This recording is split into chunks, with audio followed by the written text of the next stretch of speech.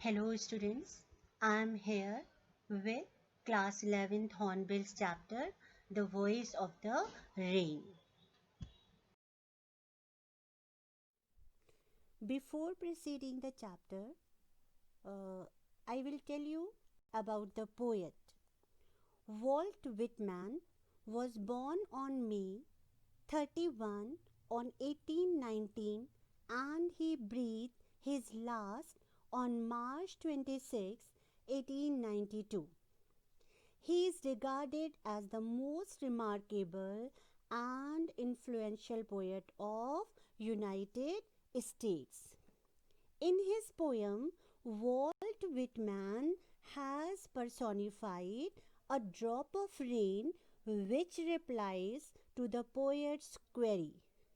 It is an interesting dialogue between the poet and the drop of rain.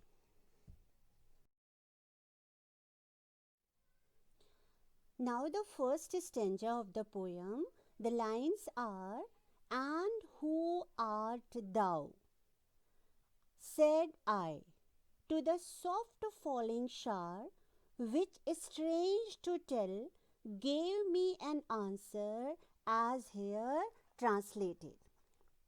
And who art thou? Art and thou, these are the archaic words, old fashioned words, and it means art means are and thou means you. Here I stands for the poet. So who art thou means who are you? The poet gazed at the gentle spell of rain and asked of the rain who it was. Much to the surprise of the poet, the rain answered him. It gave an extraordinary answer. Here the poet says, "Strange to tell." The poet makes this remark because one does not expect a dialogue from inanimate objects like the rain. The rain answers like a human being. As here translated means whatever the answer the poet gets from the rain, here he translates it for the readers, the reply of the rain. "I am the poem of earth," said the voice of the rain. "Eternal I rise, impalpable, out of the land and the bottomless sea, upward to heaven, whence vaguely formed, altogether changed, and yet the same. I descend to lave the draughts, atomies, dust layer of the globe, and all that in them without me were seeds only, latent, unborn." Here the words are whence means where, from where. So whence is also an archaic, old-fashioned word. Impalpable, unable to be felt by touch. Vaguely, not clearly. Lave, wash, bathe. Atomies, small particles. Latent means hidden. Here, the rain tells the poet that it was the poem of earth and it rose continuously from the land and bottomless ocean in the form of vapors. Here, the poet has used a poetic device, metaphor, and personification.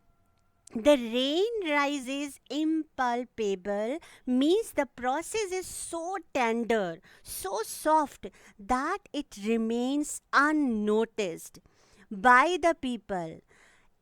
It then moves up and condenses in the form of clouds. Even though the form is changed, yet it is basically one and the same thing. That we know water and vapors are essentially the same. When the rain falls down, it washes away the dust and small particles from the earth's surface and satisfies the thirst of the dry land, the humans, and all the other creatures. The rain puts life into the seeds, helps them germinate, means the seeds inside the earth grow into a plant because of the water provided by the rain.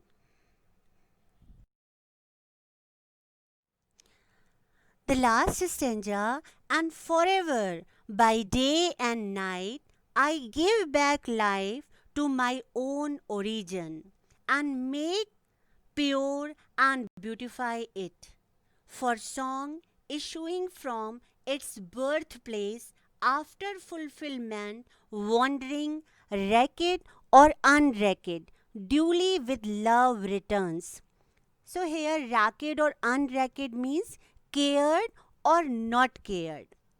The rain says that by day and night it provides life, care, enrichment and water to the place from where it originated. The rain keeps enhancing the beauty and purity of the earth by preparing a life cycle for itself again. The continuous process keeps going on forever. Here we notice the last lines of the poem are put within brackets by the poet as they are not the part of conversation between the poet and the rain. The whole poem we notice that there is a dialogue between the poet and the rain. The first poet asked the question to the rain who it was, and very surprisingly, strangely, he got the answer. So here in the last two lines, these are in brackets, the poet compares the rain to a song. The rain is like a song that originates from its birthplace, just like the heart of the singer, and seeks its fulfillment by roaming, traveling places before it returns, whether it is noticed or acknowledged by anyone. It returns to the original position with a lot of love to its birthplace. Here we notice the poet is overwhelmed to discover the comparison between the rain and the poem. Both purify our minds and soul and have a soothing effect on all who come in their contact. Thank you.